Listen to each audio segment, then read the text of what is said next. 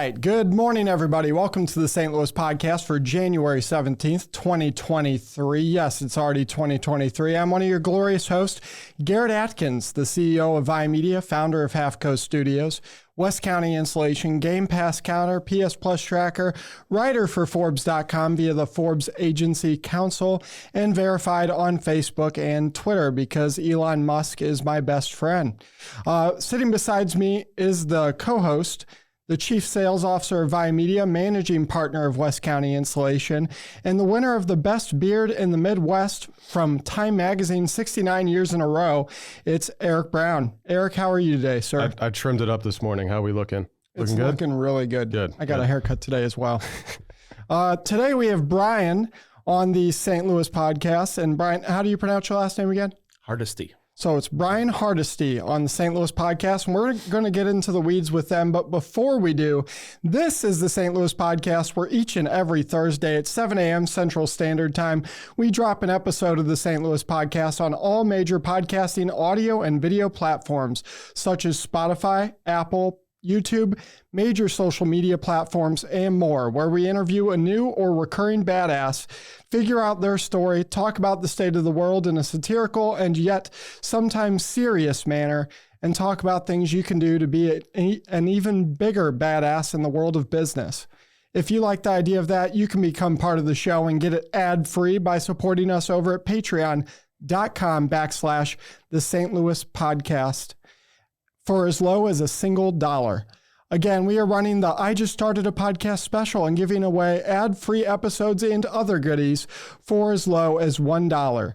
Cheaper than the coffee or energy drink I'm drinking every day, moving me closer to an early grave. If you don't want to give us $1 because you hate us, no problem. You can watch the show live or later on youtube.com/the St. Louis podcast, just like Katie Baker or Matt Parker is right now. Ladies and gentlemen, if you're watching live or later and we say something wrong, say something you hate, or say something you want to hear more about, you can visit us at stlouispodcast.com and leave us a message telling us all about it. This episode is brought to you by Half Coast Studios, the #1 recording and podcasting studio in the world with a location in St. Louis, Missouri. If you want to start a podcast, this is the place to do it. Go visit halfcoaststudios.com. Now let's jump into it. Today we have Brian here with us at Half Coast Studios in St. Louis. Brian, how are you doing today? I'm doing well, thank you. Well, thank you for joining us today, Brian. And just to give a little brief bio on Brian Hardesty, he started Gorilla Street Food Truck about 14 years ago with your best friend. Is he still your best friend? Yes. Perfect. I love to hear that. He's been in the restaurant industry since he was 15, so that's about, what did we just say, 30 years almost going on, a little bit over that? 32. 32 years. And how long have you been friends with that guy? Since 2003. Okay, that's amazing, because Eric and I, we used to be best friends when we started our first business together, but I cannot deal with him. Unfortunately, I'm contractually obligated to continue doing business with him. Sure. So anyways, back to you.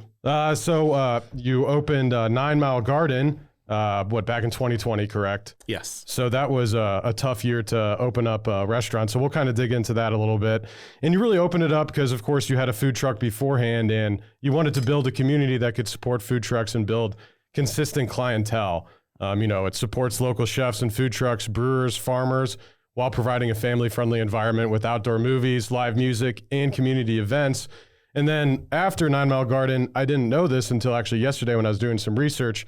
The Frankie Martin Garden out in Cottleville you guys helped design that and build that out as well, correct? Yes. Perfect. I had no idea on that. So that's awesome. Now, when it comes to the 9 Mile Garden and Frankie Martin's Gardens, and this could be a stupid question, are you guys the owners of those locations? How does that work?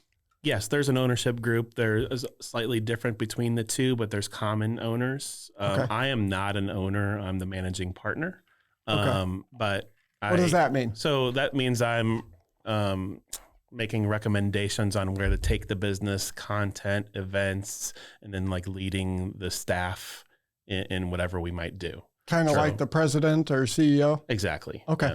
Yeah. And, so yeah, that's what I do every day. But as far as Frankie Martin's goes, we just opened in July of this past year. Yep. But it's been going pretty well so far. So congrats on that, by the way. Thank you. How do you like running 9 Mile? I love it. It's challenging. It's a new concept, so it's something we had to build from the ground up. We got extremely lucky with the whole COVID pandemic, in that we were an outdoor venue. Yeah, no kidding. And so a lot of the places had us shut down for months at a time. We did have it shut down for a little bit, but it was, pretty short-lived. We had an operating plan that the health department approved, and then people could continue to hang out and drink and do their thing, So Sure. It was pretty crucial for all the food trucks. And then, of course, for us, in our first year, we were like, we just spent, all of this money building this place, and now we have to shut down. So it was a little scary. Yeah. How did you come up with that concept in partnership with Seneca Commercial Real Estate? How did that kind of come into fruition? Because I know beforehand, what was there? Was there buildings and demolished it, or was there just, it's kind of an open area? So to my understanding, I think it was about 8 different kind of dilapidated houses. Okay. And in between all this newly renovated shopping strip mall centers on either side. And so, but they, my partners, they, purchased the land and like, what can we do with this? They showed up at my door at Guerrilla Street Food one afternoon and, kind of pitched the idea of, we have this property. What do you think? I guess they got my name from somebody. I don't really know who. And at first I thought they were trying to sell me, the property or have me open up a new Guerrilla Street Food. And I was like, guys, I have to stop you because we're struggling right now. Like, there's no way we're opening up another location. And they're like, no, just hear us out. And then once I understood what they wanted to do, I was like, oh, well, I happen to have this idea that I've been working on since we opened up the food truck, or almost since we opened it up. And, we just kind of went back and forth and instantly partnered, and we're like, yeah, we're going to do this. So the concept of the food truck park isn't new, but the kind of elevated one with all these different entertainment options and, it's a very versatile space. You've been there. You can see, we've been there. Yep. It's all very well thought out, all very intentional. And, we're continuing to upgrade it. We have a bunch of upgrades coming, and, it's just going to be, hopefully continue to be kind of like a leading entertainment venue in the area. What kind of upgrades you got coming? I can't get too specific. Just very large ones. You can break the news here first, right now. Hopefully soon. We're still talking about the finer details, but it's definitely going to surprise a few people. Okay. Yeah. So so just curious about like what did you learn from 9 Mile Garden that you changed or, added on to Frankie Martin's Gardens? Well, it's ongoing what we learn, every year there's new problems and new solutions and whatever. But I would say that Frankie Martin's is definitely the evolved version of this concept. It's also much larger. It's about an acre larger than 9 Mile. It's a large place. Yeah. 9 Mile's 2 acres and Frankie's is 3. So we added, some outdoor pickleball courts to Frankie's because we knew that people wanted more things to do. And that's, one of those kind of hot new trends or whatever. So we're like, okay. And they're, relatively cheap to build. So, and we added a sand volleyball court for the same reason, just to kind of promote people coming up and playing for super cheap, free, and then having leagues eventually that, we can charge people for, and then they can participate in like the drinking league or the sober league or whatever might happen. Sure. But, partnering with the food trucks and really keeping them front and center has been something that we realized, just over the course of the last 12 months that we did initially, and then kind of fell out of it a little bit last year. And so, we're going to kind of focus on that for the upcoming season and really kind of put them front and center because, that's what people show up for. They show up for entertainment and for food. Yep. Speaking of the food, because it is the most important thing there. Brian, you are responsible for choosing the food trucks. How do you choose which ones participate there? So it's kind of also changed a little bit. At the beginning, we put the word out. I went to speak in front of the St. Louis Food Truck Association, and I was like, hey, here's this thing that we're doing. Guerrilla Street Food was a member of it. We were one of the founding members of that association. So, I thought that would be a good place to start. I'm also, well acquainted with most of the food trucks in town. And so that was also made it a lot easier. I knew who I wanted for sure. And then a lot that I knew about, but didn't try their food yet. So we had an application process to have them fill it out and, trying our best to not have too many barbecue trucks or too many taco trucks. Right, We want yeah. a variety. There was a variety when I got there too. Oh, good. You know, and there's places that we haven't signed yet that we definitely want to. You know, there's a Thai food truck popping around town that I, you know, been trying to get for a little while. You know, we would love to see like Balkan Treat Box there, or you know, Rick Lewis's new Grace food truck, which I would love to see. You know. Grace Meat and 3. He has a food truck now. Yeah, and it's Really? a beast. Okay. So Okay. I'm trying my best to get him to come out. Why would a food truck not want to come out? Oh, you know, it just depends. They have many reasons. Sometimes it's a big commitment. It's a lot of, you know, responsibility. You know, we ask you to show up a certain number. Yeah, I was going to of say, times what a does that year. commitment look like? Well, again, that's one thing that's always constantly evolving from season to season. Sure. We want to accommodate the food trucks, but we also want to make our clientele have a reliable system that they can count on. So if one of the problems that we've had in the past is guests showing up and then half the food trucks didn't show up for the shift that day. And it's fine. They have their good reasons for not doing so, but it's just been a real challenge to get everybody on the same page.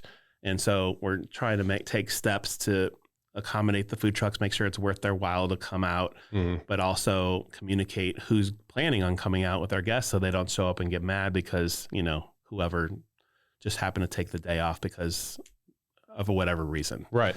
You know, and then on top of that, weather, and it can be too hot. Last year, that was the problem, weather, in my opinion. Like, it was either raining or it was 110 degrees and you didn't want to exit your house. Yeah. Yeah. So, you know, there's not a whole lot we can do about that. It's the nature of the venue. So I think that, you know, we're trying to take steps to, when it does get nasty out, that we can do things inside the bar and stuff like that. Maybe have a few resident food partners that, you know, operate there every day of the week. That was actually going to be something. So the canteen, correct? That's what the bar aspect is called. Yes. It seems like there's enough space to have some type of small food or something coming out of there, depending on, you know, if you have a kitchen set up and things like that. So I was always just curious. It seems like you guys got enough room for that in there. Has that always kind of been the plan to potentially add that on later? I mean, it's been in my head for a while, and, you know, we make suggestions and see if it's the right time to do something like that. We're working on ideas like that right now. We've had a couple of pop-ups inside where they set up almost like festival style or right outside the bar underneath a tent. And those go off really nicely. We had a few whiskey events and, you know, things like New Year's Eve where we have a food truck partner and they just set up inside the building because it's easier, you know. And I think that shows that it's a good idea, you know, and people dig it because then they don't have, if you know anything about the property, if you're at the bar, you have to walk 2 acres to get to the food trucks. Yes. And so, you know, that's another thing that as we build more of these, you know, we'll take into consideration, do we really want the guest to be walking all over all of this property to get what they need just to get food, drink, and a table, you know? So there's a lot of room to grow there, but I think that we're moving in a really good direction.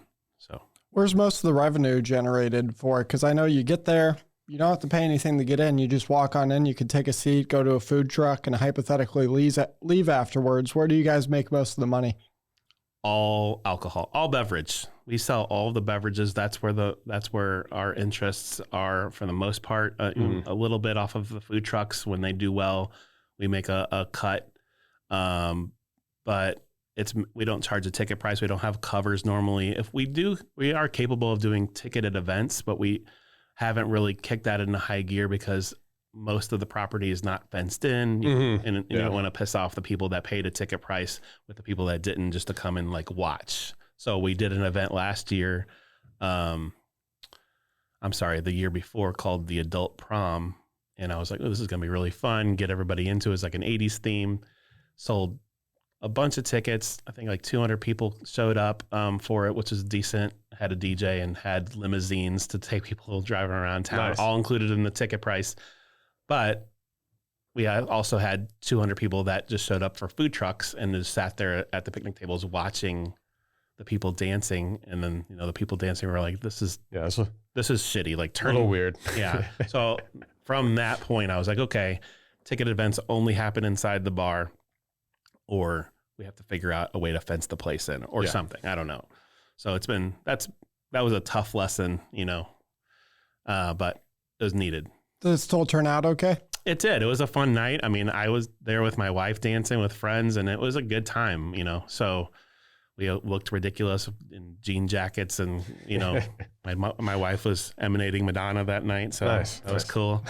But no, the events are good. It's just figuring out these things that you don't necessarily think about. Yeah. Until it's a little too late, and you're like, oh, okay, lesson learned. Now you know for next time. Right. Yeah. Exactly. So we got a lot of big events planned this year. And, you know, I'm going for at least one very large event with a couple thousand people showing up every month that we're open. And our busy season right now is 8 to 9 months of the year. So winter is awful. Right. Makes sense. But 8 or 9 months isn't bad. Yeah, true. That's pretty good. Yeah. Where'd you get your love of cooking and love of food? Oh, I've been cooking since I was a child. Since I was, 5 years old, my grandmother, sewed me a chef's hat and apron with my name on it. Ever since, I've been helping my mother in the kitchen, making her recipes, and eventually taking over and making them myself for my family. When, in third grade, making dinner for the whole family. And it was like that my whole life. But I didn't really care about working in the restaurant business really until, like I said, in my mid-20s, when I was like, oh, I'm good at this. I should care about this more. Sure. Before it was just paycheck. Sure. Did you learn it all self-taught through the family, or did you go to school for it?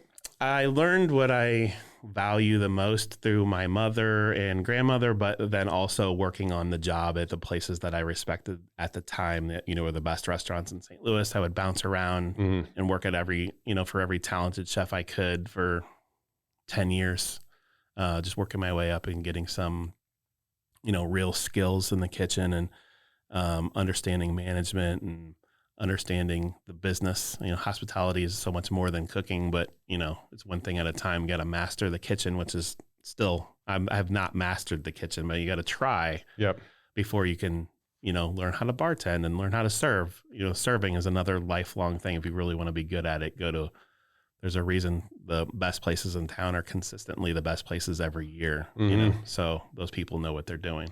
How realistic is Hell's Kitchen with Gordon Ramsay? Luckily it's less realistic these days, in my opinion. But back when I was in my 20s, that was I was dodging skillets from hitting my head and getting called every name in the book every single day for, zero reason. Oh, nowadays that wouldn't fly at all. No. But back in the day, it was like, badge of honor. You had to go through, you had to survive, and then you were kind of welcomed into. Did you like it more back then, or more like it you imagine it is today? Well, back then I thought, oh, well, I'm Mr. Tough Guy. I can take it. I can get yelled at and continue working, whatever. Now I'm like, it's so much better now. Oh, it is. In my opinion. I mean, it's not as hard. It's not as mentally hard. Like, you're not getting constantly berated. Yeah, all the time, which is what it was back in the day. Yeah. So I just watched The Bear with my wife, and I was like, oh, okay. What's The Bear? It's a new show. The lead actor just won Best Actor. Okay. It's on, I don't remember Hulu or whatever, but it's about this like super talented chef that left, and then his brother killed himself and left him his restaurant, which was like a Italian beef sandwich restaurant in Chicago. So he goes and takes it over. Italian beef. It's a really good show. Did you watch The Menu? I did. What did you think? It was good. I did not think it was the best movie ever made or whatever. No, it was entertaining though. Yeah. So was it making fun of Noma? I've heard of, I didn't know about Noma, this restaurant in Netherlands or so, Denmark, wherever up there. Yeah. And I guess they were making fun of the whole aspect of, sitting down for 5 hours and having a story for every single meal and things like that. It was obviously over the top, but it was an entertaining movie, to say the least. It did not go in the direction I thought there was going to end up being some kind of cannibal story. That's 100% where I thought it was going to. I thought they were going to start. happy with it, Yeah. I was like, okay. What's it called? It's called The Menu. Yeah, The Menu. Where is it? HBO Max. HBO? Yeah. HBO. It's in theaters right now too, I think. Or it was. Maybe still not anymore. Worth watching? Yeah. Yeah. Yeah, it's good. Okay. What tips do you have? Because you're not just good at cooking, you're good at running businesses, obviously. That's why you're in charge of running the bowl. Are you running Frankie as well? Yeah. I look at it like I bring what I know to the table and do my best to communicate that to the staff. But really the staff is the one that's running it. They're there every day. I'm not. I'm there True. for a couple of hours, 2 or 3 days a week at each one. And then, trust them to get the job done, which is what they do. So I really am there to kind of be their cheerleader and make sure that they stay on the right path, and otherwise let them do what they're good at. Mm-hmm.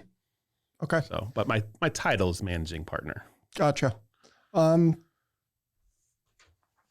it comes to Frankie Martin's Garden and 9 Mile Garden, what tips for other business people, whether it be in the restaurant business, marketing, recording studio, what have you, what tips would you have for other people in your position where they're managing a team that could be applicable to someone in any industry? A couple of things. I would say the number one skill is listening to everybody that has something to say, being concerned about the people that don't. And beyond that, finding yourself, unless you're the one, that's able to do this, finding somebody that has as much vision and ambition as you do, that, is passionate about the idea and wants to just jump in and get going on it. And if you have somebody that's that kind of partner in this, which I always recommend having some type of partner, I think that sets you up for success. And so finding that person and then cheerleading your team are the two things that you can do the most. Just listening to them, listening to their ideas, and then, allowing that stuff to happen. Sure. Mm-hmm. Some people live and die by not having a partner. Why do you recommend having one? It's perspective. You can fall into this kind of tunnel vision of, I'm doing everything right. And my opinion is the only one that matters. And, everybody needs to be put in check, myself included, all the time. And so it's nice to have somebody else that's able to go, oh, hey, you need to take a step back and see what's really happening, and, why we have some turnover or whatever the problem might be, and go, okay, yeah, and then be able to go, oh yeah, that is me, or I'm contributing to that, which is, I think that's becoming a little bit more common, but it's still a rare thing to have somebody be able to admit that, I guess. Yeah. No, of the 5 businesses I own, 4 of them, I have 3 partners, and the way we all keep each other accountable is paramount. Sure. Sometimes it's a little much. Sometimes it sucks having partners, but for the most part, like you said, just having someone to keep you in check. Because I'm the CEO at Vi Media, for example, our marketing company. But honestly, if it wasn't for my business partners keeping me in line, just like I help keep them in line, I don't think we'd be anywhere. So yeah, I agree with that wholeheartedly. Hey there, St. Louis podcast listeners. We've got some exciting news from our sponsor, Farmers Insurance of St. Louis, led by the man, the myth, the legend, Mark Lee. Mark Lee of Farmers Insurance is recruiting agency owners here in St. Louis. That's right, Garrett, and everyone knows what Farmers Insurance is, and if they don't, they will now. Yes, it's kind of a household name. That said, as many of you know, a large part of our audience is made up of badass business owners, entrepreneurs, and top producing sales professionals with an open mind like yourself. Farmers Insurance is currently searching for driven individuals who aspire to own their own business or already own their own business and want to add another income stream to join the Farmers Insurance brand and own their own insurance agency. This is a stellar opportunity to build your own insurance agency from scratch, take over an existing agency, or if you're just a slow roller, we know you the guys out there and ladies, get paid to train under an existing successful agency owner before starting your own. Holy shit, Eric. That means that whether you have experience as a business owner or you've never heard the word business before in your life, there's a pathway to owning your own business through Farmers Insurance Agency led by Mark Lee. That's right. You can become a Farmers Insurance business owner even if you've been homeless in the past, just like you. Yeah, thanks. If you've ever dreamt of being your own boss, building a team under a reputable brand, and making a difference in your community by offering top-tier auto, home, and commercial insurance to consumers and businesses in your area, Farmers Insurance of St. Louis, led by the godlike man himself, Mark Lee, has the perfect opportunity for you. Visit insurancecareerstl.com to speak with Mark Lee, the district manager of Farmers Insurance of St. Louis, to become a Farmers Insurance agency owner today. Did you hear that, St. Louis? Go visit insurancecareerstl.com. Insurancecareerstl.com. That is INSURANCE. Career, CAREERSTL.com. To become a business owner today. Again, one more time, visit insurancecareerstl, as in St. Louis.com today, right now, this second, or reach out to us at stlouispodcast.com and we'll introduce you to Mark Lee ourselves. And I promise he won't spell out insurance and career to you. Now back to the show. So I'd actually wanted to ask you about the food truck. So you started with the food truck. Now, did that turn into an actual location? The Guerrilla Street Food? Did you guys have a brick and mortar? Yeah, we actually had. You still do? Well, not any longer. Okay. So how that worked out is back in 2009, Joel and I started talking about, wouldn't it be cool? 2008 maybe. Wouldn't it be cool to have a restaurant? Eventually, we started, going, let's just do a food truck. We know that can be affordable. Sure. And then we started seeing, I think it was called the Great Food Truck Race or something like that on TV. And we're like, oh shit, we got to go now. We're going to miss the bus and everybody's going to blow up and we're going to be late to the game. So then we got serious. I quit my job and we purchased a food truck that my older sister had found on the internet in Lafayette Square. Nice. And so that's how we got our start, built that out ourselves with friends helping, and then, so that was 2011. 2012 was the year that we did diners, drive-ins, and dives, got named best food truck in the country, all this different stuff. It was crazy. And then 2 years later is when we opened up our Grand and Arsenal brick and mortar. And from there, we opened up 5 other locations. So at one point we had 6 spots plus operations inside of Boeing and Wells Fargo's main campus and at their cafeterias, all this different stuff. I had a whole catering wing of the business, and man, that all went south pretty quickly. But so was it COVID just also? How many locations did you have in 2019? Yeah. So it was definite. I don't want to blame COVID. Sure. COVID did not help towards the end, but right. It's kind of the last kicker in the chin. Yeah. What our problem was that we expanded extremely quickly after Grand. We opened up Del Mar, which was the most expensive location, not as busy as we had thought it would be, and that cost totally killed us. Then we opened up a place out in Maryland Heights. Where we intended that to be mainly just a catering facility, but we had a walk-up window, and then we just had tons of staffing problems, people stealing or people not showing up or treating the customers or each other badly. Of course, I can only be in one place. Same with Joel. So we just expanded with no real training for the staff. It kind of all fell flat on its face. And then the pandemic came. So we're like, oh shit, now we're got to be done. Yep. And then of course the bank comes calling and we're like, okay, well, our only option right now is to sell the business. Right. Which is what we did this past July. Okay. So we sold the business, the new owners, they started a new LLC. They're doing business as Guerrilla Street Food, and they plan on, opening up a location at some point soon. Okay. Yeah. Okay. Very cool. Okay.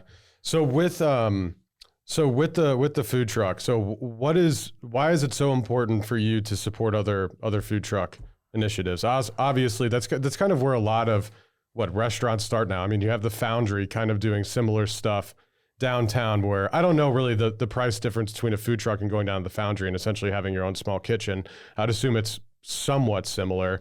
I think the Foundry is actually opening up new locations as well in St. Louis. How do you kind of see that compared to kind of what you're doing? I mean, they're definitely similar. Food halls, food truck parks, what we do, all that stuff has a common thread in that where they all rely on all these other businesses to come and make it exciting, you know? So, but the reason that I like that idea, I think, is because, you know, coming up as a chef in the area and just having that camaraderie amongst the St. Louis business professionals, you know, all these chefs doing their cool little things here and there, and you want to support them and help them and cheer them on social media, you know, host a pop-up with them, and then suddenly everybody's working together and it's like kind of feels like this family. So that's where I think, and on top of that, being a part of you know, things like Sauce Magazine's Food Truck Friday, going, oh well, look at this, you know, all it is food, yet you have 5,000 people showing up to each one of them, where all 30 trucks are selling out. And it's like, okay, obviously there's something to this, you know? So I'm not going to lie, like doing those events with the food truck and then visiting other food truck parks across the country, I was like, okay, well, this is a good idea, you know, and one that's missing in St. Louis at the time. City Foundry definitely, you know, has taken the kind of like food court / food hall thing to a new level, and it's really cool. I'm excited. I haven't been to the Armory yet, but I hear it's. I'm going this weekend. Amazing. I haven't been either. Yeah, okay, nice. So, I mean, I think that's why these things are so popular, is because it's kind of like a group effort, you know. Right. I mean, sitting there by ourselves, Gorilla, I think had like 40,000 social media followers or whatever it is, but if you put together all of the food trucks, then you have like over 250,000. Why not do that, you know? Yep. So group effort. When it comes to the Canteen, which is the main bar at the Garden, do you guys feature a lot of local beers? Yeah. We opened with only local breweries. Like we didn't do any domestic beers whatsoever. That's changed a little bit. We've added a few because people just demand it. So we're like, okay. Got to have Bud Light for all those guys out there. Right. And so we do. And I think we have, you know, Mick Ultra, those type of things. But the other 30 handles are all craft beer, cider, or we also make our own cocktails and then keg them ourselves. We keg our own wine. We did have, you know, Buffalo Trace on tap for a little while. Nice. We kegged that ourselves.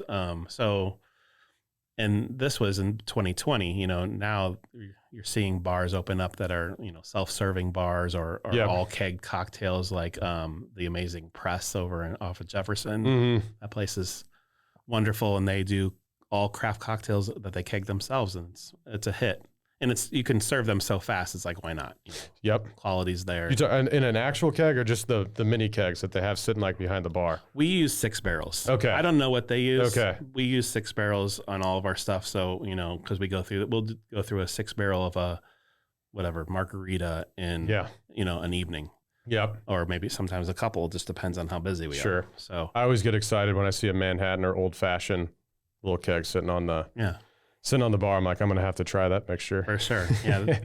And there's really, I don't think that people have scratched the surface as far as that kind of stuff goes anyway. It's just kind of in its infancy. But yes. Supporting, back to your question, supporting local breweries is definitely just as important to the model as supporting the food trucks. I look at them as the same thing. Okay, we have a food truck here. Oh, we have second shifts, you know, lineup of beers over here. And I was going to say, since you were saying most of the revenue for you guys is made off of the drinks, that the beer picking was a huge part of what you do. For sure. Yeah. I mean, and then there's so many beers, you know, so this is a beer town. So like it's really fun just putting that menu together and of course tasting all the beer. I love it. Yeah. You much of a drinker? You know, here and there. Yeah. Like 5 days a week I drink. Sure. Right now. Trying to cut that down. Pandemic, you know, I'll blame the pandemic on that for sure. It was 7 for a little while. So fair enough. No, but I got super into whiskeys back in 2020 and then started a collection that got out of control a little bit. So I've trimmed it back, but I'm at the beginning stages of that. Okay. Well, I stopped at 120 bottles of That's whiskey. That's a lot. And I was like, there's no room on the shelf anymore. Yeah. And I think my kids are judging me. So I'm gonna, okay. So now we kind of either gave that away, drank it or whatever. And now I'm down to like 8 of my favorite bottles and I'll just, you know, cycle a new one on once we drink another one or whatever. And keep it That's better. manageable. Yeah, that's more manageable. What's your favorite local brew? Oh man. I mean, I love Second Shift. I really like, most recently I had their Kolsch, which kind of blew my mind. It sounds like kind of a average beer to choose, but man, they make it really, really well. I like their, they have 2 IPAs. I don't like the fruity one as much. The little big hop, but what is it? Big hop? No, they have Little Big Hop. I think they have more than 2. They have Art of Neurosis. Art of Neurosis is the good stuff. That's what I always, because that's a double IPA, I believe. Is it? Okay. Yeah. And then they do the Sunny Cat, which is really, really good. Yes. All their beer is good, in my opinion. I don't even like stouts, but I like theirs. I can't get into stout still. They're too much for me. I don't know what it is. What is a stout? It's just mostly more malts, coffee, malted, coffee flavored. I can't explain stouts. I don't know. Stronger. Yeah. Not, I don't know. They're good, but they're just not my thing. Yeah. If you know what a stout is, go to stlouispodcast.com. Yeah. Let us know. Leave a comment. What's your favorite food truck? My favorite. Or if you don't want to call them out, what's your favorite type of food from food trucks? Yeah, that's true. That might be a delicate question. That's but not an easier question by any means. Yeah, I know. No, I really like Farm Truck. Sure. Samantha Mitchell has been running that place for, as long as Gorilla's been around, and, locally focused. They have a great burger. They're really nice people, and they're consistent. So I love their operation. As far as favorite food, I mean, that changes all the time, but right now I'm extremely into Indian food. But I mean, overall, there's nothing I don't like. So I'm not a picky eater. I eat everything. Nothing's weird to me or anything like that. So you can't really go wrong. Sure. Sure. Private events. So we were talking about those a little bit ago, which I don't know if this is part of the surprise that's coming up or not, but you were talking about possibly wanting to do a lot more of those in the future after you guys kind of get the idea of it down and under wraps. That says, what kind of private events can people expect from 9 Mile? Just both of the gardens in the future. I think overall the events, if we get to figure out a way to do it ticketed, obviously we'll have a much larger budget for those type of events, but just events, not necessarily private, open to the public events is really what I'm excited about, and having them be, consistently happening. So the first thought was any major holidays and any well-known food holidays, Cinco de Mayo, we'll do something for Easter. We'll be doing 4th of July, and out at Frankie Martin's, the town actually named a day after this man, which is June 2nd. I was going to ask who, once you finish that, who is that? Yeah. I'll be happy to let you know, but that June 2nd is his day. So we'll do something for that day, and that'll include live music, hopefully some games, just stuff to do. And it'll be also kind of really focusing on, partnering with local businesses that don't sell food. Maybe they're, making. There was a clothing place there last time I was there. Exactly. Like pop-up markets. We work with a company called PopUp STL. Erin Stewart runs that. She's absolutely great at what she does, and she brings a lot of business. And usually what that means for us is a maker's market twice a month at each garden, where you'll have 30 to 60 different vendors selling whatever it is that they make. And she takes care of all those logistics. They show up, they set up shop, and then we just sell everybody beer, which is the goal. Like whatever we're doing, that's the goal is, okay, you're here now. Get drunk. Yeah, here's a beer or soda, whatever. I think we sold 28,000 bottles of water last year. So buy water, that's fine. Yeah. So, but events like that and having them happen every month and consistent, so people can go, oh, here's what happens at that place, and not just open for business, is something that we're focusing on. Frankie, right. So, yeah. Real quick, Frankie Martin, he was this fixture in town, lived there his entire life on that land. His parents owned the land. He's one of those guys that would everybody knew. He used to work at the school at St. Joseph's, so I think he was like a custodian. There, and just was everybody's friend, would volunteer at the fish fry and all this stuff. He would drive his John Deere tractor down the road and wave at people. Just one of those characters. Yeah. The community embraced him, and then ended up naming a day after him, and he passed away in 2020 or 2021. Sorry. I believe it was in March. 2021. And that's when the property, of course, became available to purchase. And so we were like, oh, well, we're going to, name it after him, of course. So that's cool. Wasn't a whole lot of thinking behind it. It was just like, this makes sense. We're going to do that. Sure. Okay. Yeah, I didn't know who he was either. Yeah. What did you learn from 9 Mile Garden that you integrate? Oh, you already went over that. Integrated into Frankie's. I wanted to get into employees because you kind of hit on that. You said you guys had issues with that with Guerrilla Street Food. So, I'm assuming the number of employees that you guys have to have for 9 Mile Garden and Frankie Martin's is pretty substantial. Or maybe I'm wrong because I guess you have the food trucks, they handle a lot of that stuff. Maybe the employee count isn't large, but have you kind of figured out how to handle the employees throughout COVID? Obviously, it's only probably gotten worse since 2019. So, how have you handled that? Do you have any tips for anyone out there that's in hospitality or just managing employees to, have them stay on, have them be a part of the team? I mean, I think first and foremost is having an organized place to come work so people aren't making, guessing or doing things that, they don't know what to do. So they're just going to do their best kind of a thing. And then, of course, they need to make good money. I mean, it comes down to that. So if they're in an enjoyable place where they know what their job is and they're making good money doing it, I mean, it's that simple. So our job is to train, is to hire people. I would, say that I would hire people based on, whether or not they seem like a good person. And, it's nice to have experience, but it's not necessary, especially at a place where you're mainly what you're doing is pouring beer out of a tap. Sure. Or walking around the grounds, throwing away garbage, things like that. I was going to say, I always say hire personality, train skill. Yeah. I mean, and it's not a high skilled job really. I mean, it can, if you want to get deep into it, it can be, but it's all kind of where they want to take it and what we can do for them once they take the job. But keeping them happy, giving them, the hours and the expectations that they deserve. And then, having them be happy when they pick up their paycheck is the key to keeping people happy, So we try to do that. I don't think we always hit the nail on the head, but we are conscious of it all the time and constantly trying to do better. Sure. Since 2019, do you think recruiting's been more difficult? I have noticed it has been across our companies. I don't. Because of the nature of our business, I think that it's one of those things that people go, oh, hey, I need a job. What should I do quick? Oh, I'll go bartend or I'll go and, I almost think of the guarding crew as like a first job.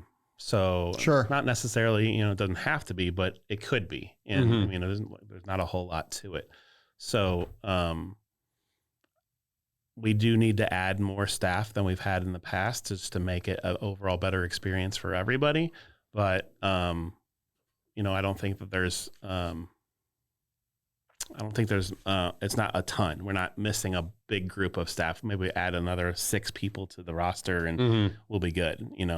There's not a whole lot. They're not running around the entire property. They're standing there pouring beer, standing there serving beer, or standing there cleaning up, and directing food trucks. So it's pretty basic. Sure. Gotcha. Well, here's one thing I think that could be interesting depending on how giving you are in the situation.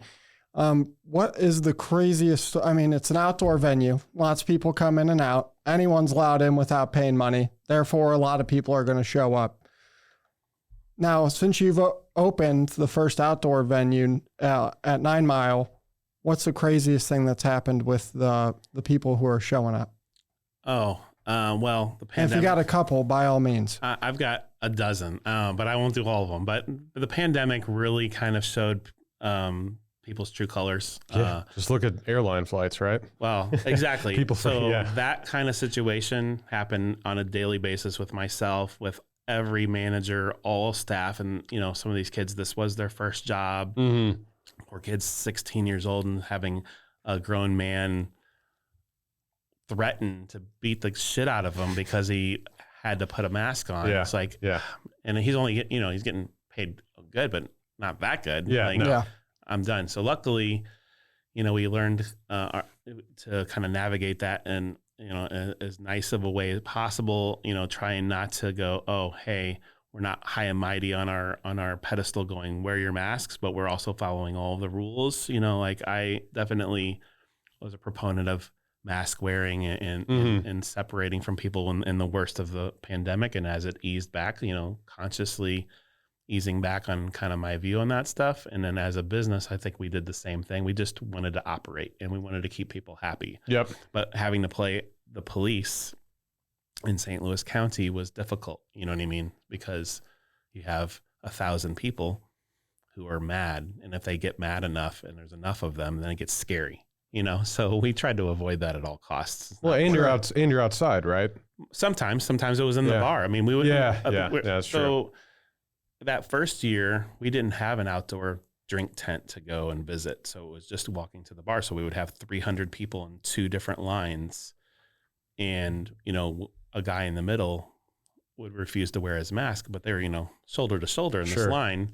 I'm like, sir, I'm going to have to wear that mask or we can't serve you. And then he would just go right into it, just calling me every name in the book. And they're just waiting for it. Yeah. So that was the roughest. Also, you know, things like people bringing, I like to say, you know, to my friends that, you know, we're a bar with a gigantic patio when it comes down to it. That's what we are. But people feel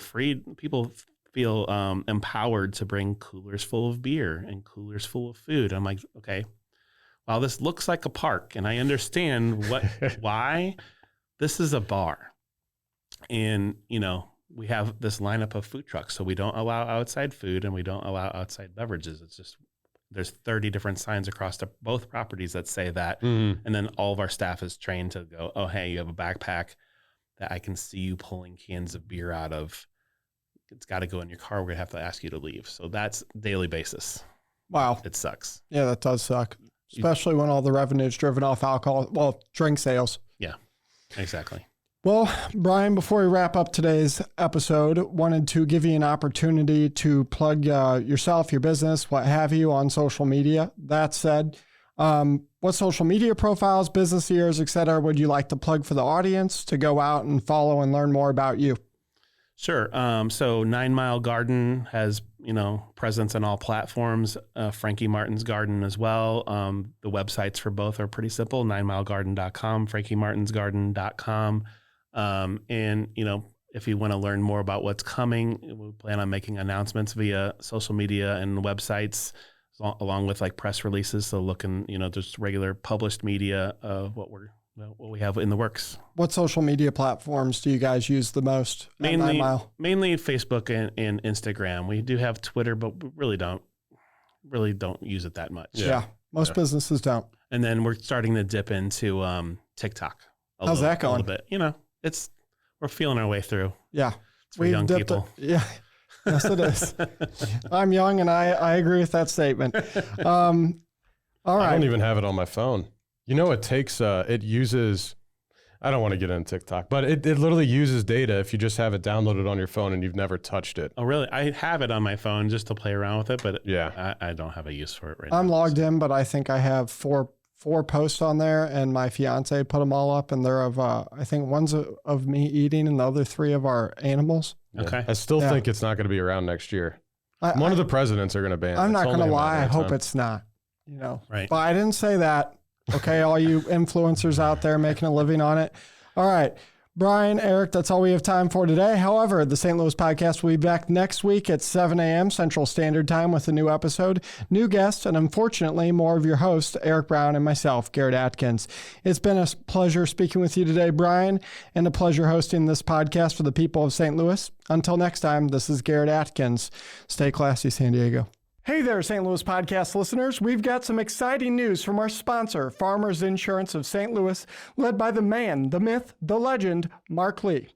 Mark Lee of Farmers Insurance is recruiting agency owners here in St. Louis. That's right, Garrett, and everyone knows what Farmers Insurance is, and if they don't, they will now. Yes, it's kind of a household name. That said, as many of you know, a large part of our audience is made up of badass business owners, entrepreneurs, and top producing sales professionals with an open mind like yourself.